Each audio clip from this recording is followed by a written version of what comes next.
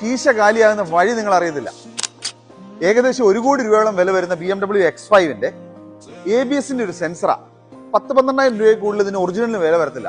ഈ sensor failure ആയത് കാരണം കസ്റ്റമർക്ക് വന്ന ബുദ്ധിമുട്ടുകൾ എന്തൊക്കെയാണെന്നറിയോ? കസ്റ്റമർ ഫാമിലി ആയിട്ട് ലോങ് ഡ്രൈവ് പോകുമായിരുന്നു. പെട്ടെന്ന് എന്താണെന്ന് അറിയത്തില്ല, സ്റ്റിയറിംഗ് കയറി ഭയങ്കര ടൈറ്റായി. വണ്ടി ഇറക്കുന്നതല്ലാതെ ഷിഫ്റ്റ് ആകുന്നില്ല ഗിയർ.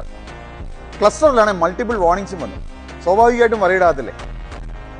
പെട്ടെന്ന് കസ്റ്റമർ നോക്കി കഴിഞ്ഞപ്പോഴത്തേക്ക് ഒരു വർക്ക്ഷോപ്പ് ഉണ്ട്, ലോക്കൽ വർക്ക്ഷോപ്പ്. അപ്പം കസ്റ്റമർ എന്താ ചെയ്തതെന്ന് വെച്ച് കഴിഞ്ഞാൽ ആ ബോർഡ് കണ്ടു കഴിഞ്ഞപ്പോഴത്തേക്ക് Rolls Royce, Mini Cooper, Benz, BMW, Audi ഇതിന്റെ എല്ലാം ലോഗോസ് വെച്ചിട്ടുണ്ട്. ടെൻഷൻ അടിക്കേണ്ട ആവശ്യമില്ലല്ലോ. എന്ന് വെച്ചാൽ അതിന്റെ അർത്ഥം എന്താ, ഇതെല്ലാം പണിയാൻ അറിയാവുന്ന ഒരു വർക്ക്ഷോപ്പാണ്.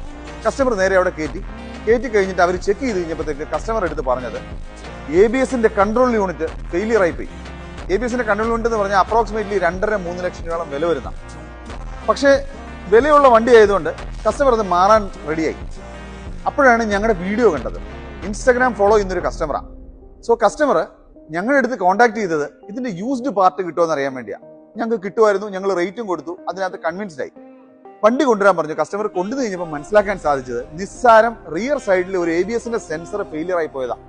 ഈ ABS-ന്റെ സെൻസറുമായിട്ട് ഇന്റർകണക്റ്റഡ് ആണ് വണ്ടിയുടെ ESP, അതുപോലെ തന്നെ ABS-ന്റെ ഫംഗ്ഷനിങ്, അതുപോലെ തന്നെ സ്റ്റിയറിംഗ് വീല്, അതുപോലെ തന്നെ ഗിയർ ഷിഫ്റ്റിങ്.